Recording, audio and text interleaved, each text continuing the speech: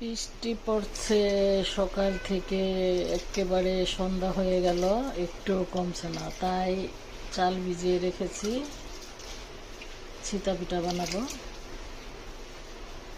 তাহলে এখন আমি ব্লেন্ডারে ব্লেন্ড করে নেব।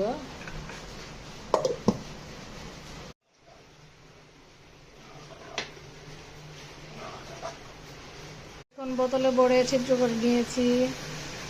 এখন দিয়ে দিব